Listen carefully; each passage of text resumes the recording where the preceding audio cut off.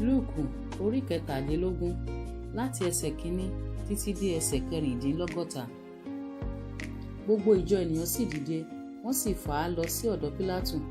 Wọ́n sì bẹ̀rẹ̀ sí fi sùn wípé àwárí ọkùnrin yìí ó ń yí orílẹ̀-èdè wa lé ọkàn padà, ó sì ń dá wọn lẹ́kun láti san owó òde fún Késárì. Ó ń wípé òun tìkára òun ni Kristi ọba.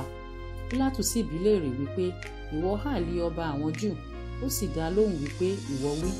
Pílátù sì wí fún àwọn olórí àlùfáà àti fún ìjọ ènìyàn pé èmi kò rí ẹ̀ṣẹ̀ lọ́wọ́ ọkùnrin yìí. Wọ́n sì túbọ̀ tẹnumọ́ pé ó ń ru àwọn ènìyàn sókè, ó ń kọ́ni ká gbogbo Júdà. Ó bẹ̀rẹ̀ láti Gálílì wá títí ó fi dé ìhín yìí. Nígbà tí Pílátù gbọ́ orúkọ Gálílì, ó béèrè bí ọkùnrin náà ṣe ará Gálílì. Nígbà tó sì mọ̀ pé ará ilẹ̀ Hẹ́rọ́dù ni, ó rán an sí Hẹ́rọ́dù, ẹni tí òǹkà rẹ̀ wà ní Jerúsálẹ́mù ní àkókò náà. Nígbà tí Hẹ́rọ́dù sì rí Jésù, ó yọ̀ gidigidi nítorí tí ó ti ń fẹ́ rí i pẹ́. Ó ṣáà ti ń gbọ́ ìyìn púpọ̀ nítorí rẹ̀. Ó sì ta mọ́ àti rí kí iṣẹ́ ìyanu díẹ̀ kí ó ti ọwọ́ rẹ̀ ṣẹ. Ó sì béèrè ọ̀rọ̀ púpọ̀ lọ́wọ́ rẹ̀, ṣùgbọ́n kò dá a lóhùn kan ṣoṣo. Àti àwọn olórí àlùfáà àti àwọn akọ̀wé dúró, wọ́n sì ń fi sùn gidigidi.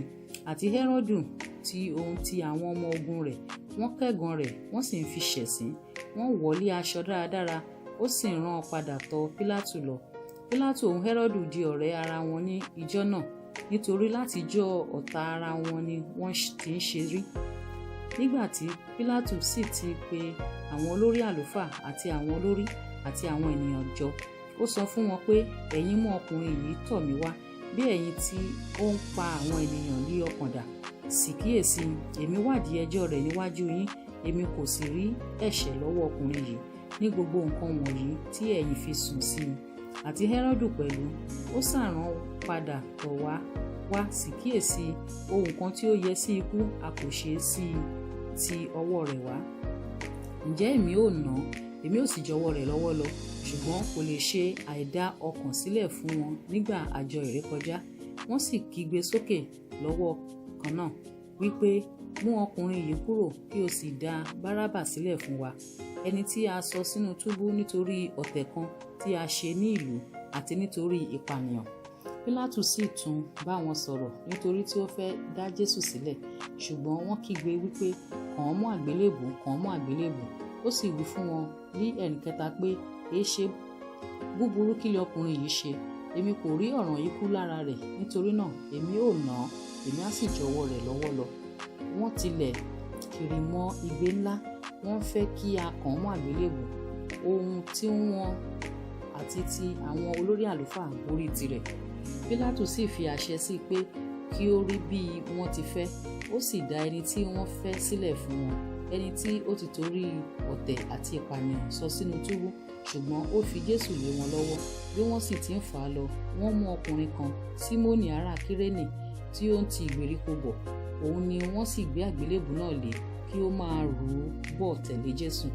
Ìjọ ènìyàn púpọ̀ lé ó ń tọ̀ lẹ́yìn, àti àwọn obìnrin tí ń pohùnréré ẹkún tí wọ́n sì ń ṣe ìdárò rẹ̀. Ṣùgbọ́n Jésù yíjú padà sí wọn, ó sì wí pé ẹ̀yin ọmọbìnrin Jerúsálẹ́mù, ẹ má sọkún fún mi, ṣùgbọ́n ẹ sọkún fún ara yín àti fún àwọn ọmọ yín. Nítorí kíyèsí ọjọ́ ń bọ̀ ni èyí tí ẹ̀yin yóò wí pé ìbùkún ni fún àgàn àti fún inú tí kò bímọ rí àti fún ọmú tí kò fúnni mu rí. Nígbà náà ni wọn ó bẹ̀rẹ̀ sí wí fún àwọn òkè ńlá pé wó lù wá, àti fún àwọn òkè kéékèèké pé bò wá mọ́lẹ̀.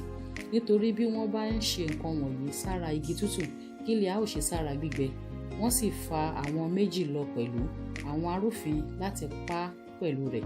Nígbà tí wọ́n sì dé ibi tí à ń pè ní agbárí, níbẹ̀ ni wọ́n gbé kàn án mọ́ àgbélébùú àti àwọn arúfin náà, ọ̀kan lé ọwọ́ ọ̀tún àti ọ̀kan lé ọwọ́ òsì.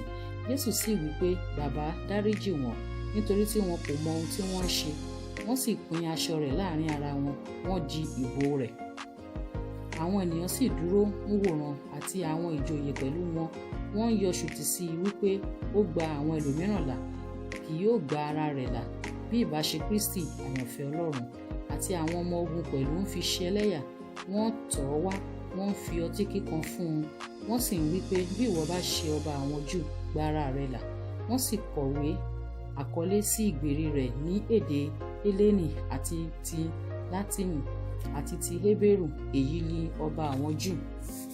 Àti ọ̀kan nínú àwọn arúfin tí a gbé kọ́ ń fi ṣe ẹlẹ́yà wípé bí ìwọ bá ṣe Kristi, gba ara rẹ àti àwa là. Ṣùgbọ́n èyí èkejì dáhùn, ó ń bá a wípé ìwọ kò bẹ̀rù Ọlọ́run tí ìwọ wà nínú ẹ̀bi kan náà. Ní tiwa wọ́n jàre nítorí èrè ohun tí a ṣe ni àwa ń jẹ, ṣùgbọ́n ọkùnrin yìí kò ṣe ohun búburú kan. Ó sì wí pé, Jésù, rántí mi nígbà tí ìwọ bá dé ìjọba rẹ. Jésù sì wí fún un pé, lóòótọ́ ni mo wí fún ọ, lónìí ni ìwọ ó wà pẹ̀lú mi ní Párádísè.